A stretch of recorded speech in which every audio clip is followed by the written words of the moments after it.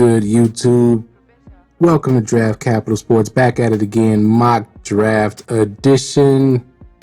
Here we have the Arizona Cardinals, number 4 pick overall in the draft. A gang of day 4 picks, as we can see right there. Day 3 picks, as we can see.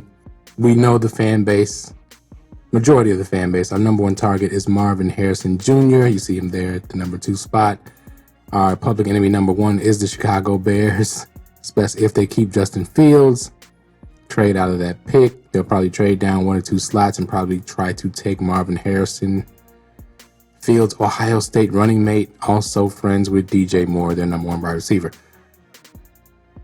We'll see what happens in this draft. There are contingency plans if Marvin Harrison does not fall to number 4.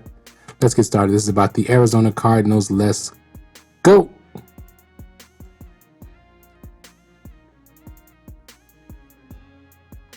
And Marvin fell to us. This is a dream scenario. Marvin Harrison's the first pick to pair with Kyler. I don't know if they re-sign Hollywood Brown. Not sure. I know he and Kyler they played together, I believe, in college. I don't know if they're great friends, but they do have that. Now, this is interesting. This is an interesting situation here because Houston continues to win. This pick that we received from them last year continues to fall. Now, Troy Fautanu, I believe he can play tackle.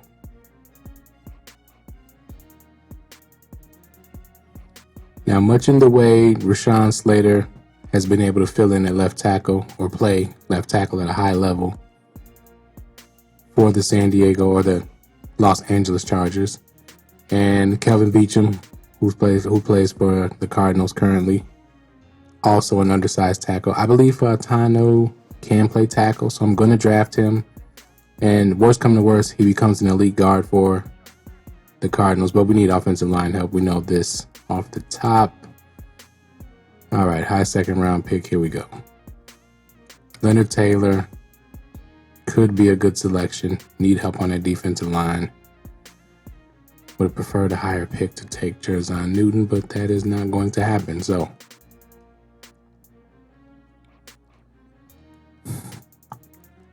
let's see who else is the defensive line. T'Vondre Sweat to replace Roy Lopez is a thing. Should I wait for Sweat? Trade back. No, we're going to take Leonard Taylor, put him at that 5 technique, and go from there. Got to pressure the quarterback, and Leonard Taylor does do that for Miami. All right, here's where we're going to get into the trade-up range after pick 66 and 71. I think I can get up to the hundreds. But while we are here, let's see, Blake Corum, he's so similar to James Conner. He's just a smaller version of James Conner. We need a home run hitter. But, of course, we do need pass rush still, even. Jonah Ellis, opposite BJ Ojulari. I like it. I like it a lot. Ellis is kind of like a Gardeck clone, but he's a little more talented of a pass rusher than Gardeck is. But he is a Swiss Army knife, much like Gardeck is. Has good NFL pedigree. Luther Ellis was a great defensive lineman for the Detroit Lions, who was his father. Caden Ellis, also a good pass rusher for the Atlanta Falcons. Yeah. No trading back. We're going to be trading up soon here. Jonathan Brooks is the perfect change of pace, home run hitting back that we need. Opposite James Conner. Let's keep it going. You know what? Let's have a pause for the cause and see if we can move up here.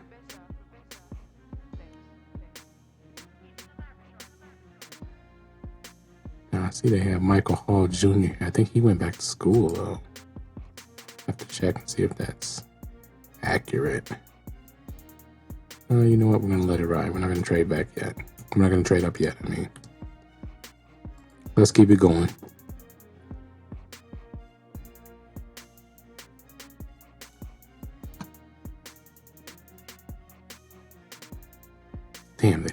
Fisher. Well, that sucks. So they scooped me for my tackle, which is not cool.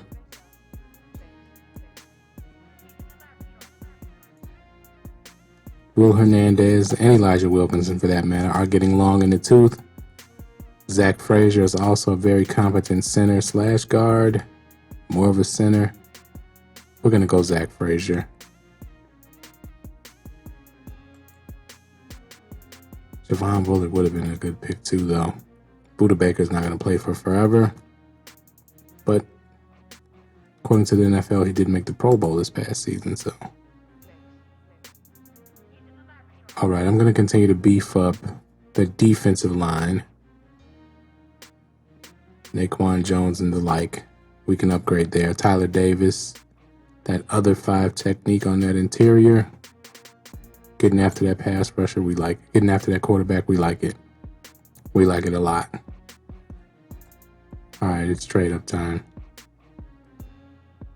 Let's see. Jacksonville is on the clock. See if we can move up here.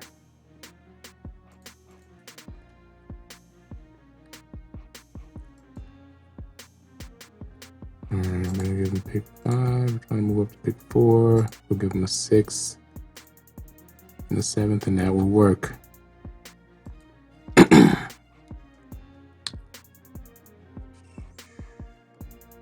Houston's offering 4. I'm going to take that for a 3rd round pick next year. We'll move back just a little bit here. Damn it. Took Kate Stover. That's all right.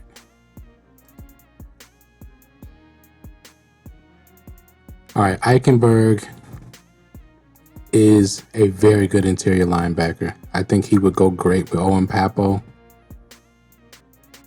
But I can find interior linebackers in a lot of places in the draft. James Williams, the 6'4" safety out of University of Miami University. The U is just too good to pass up in this spot here.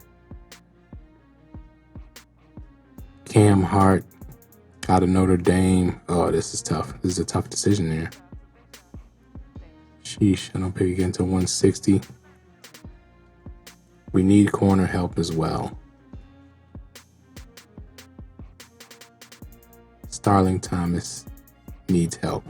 Keitrell Clark will develop, but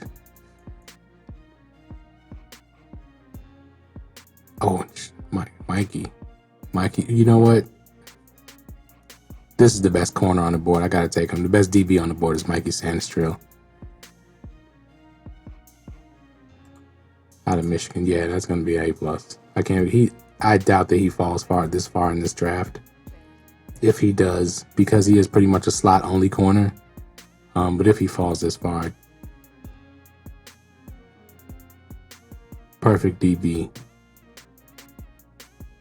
for that Gannon defense. And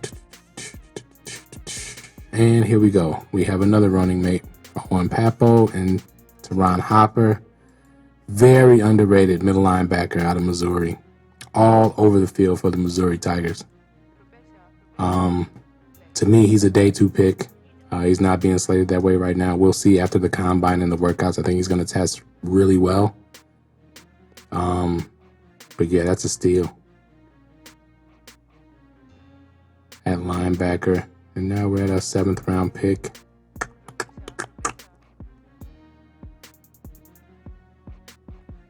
That pretty much A's up and down the board. Tyler Davis is a B+, but hell, pass rush is a big need. Let me see. Devonshire is probably the best player left on the board. And Frank Gordon. No. Just no. Malik Mustafa. Big safety out of Wake Forest. I think that's where we're going to go. Start grooming somebody to take over for Buda Baker. Let's go Malik Mustafa, A+. Of course it is. And pause for the cause. As you see, A's up and down the board on this draft. Gonna go to 240 and see where we land. What happened here? Why did it stop? Oh, because it's our pick. That's why it stopped.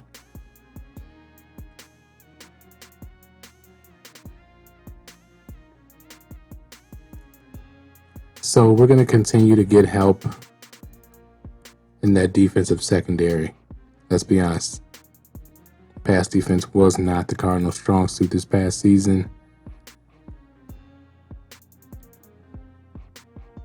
And we're going to go Jerry Jones, Florida State. That Florida State defense was pretty tough against the pass this season.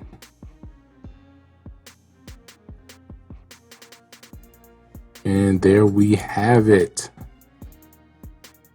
So I think we did a decent job in helping both sides of the ball with this draft. Marvin Harrison Jr., Fatanu, Leonard Taylor, Ellis, Zach Frazier, Sandstrill. I don't know. I have to see how to pronounce this young man's name before this draft season is over with. I think they all have a chance to start. Teron Hopper. They really got a good solid 5 starters out of this draft. If it works out this way, the Cardinals will be making some noise with the return of Kyler Murray. At the end of last year, at the end of this past season, you saw what this team could be. I think Gannon is a good game day coach. And yeah, so Cardinals fans, let me know what you think of this draft in the comments below. Where did I go wrong? What picks do you hate? What picks do you love? Would rather hear the picks that you love. And hit the like button as always. Hit the notification bell, as I will be dropping all kinds of draft coverage all throughout this offseason, as well as all NFL offseason news for every team. Hit that subscribe button. Thanks for watching. Peace.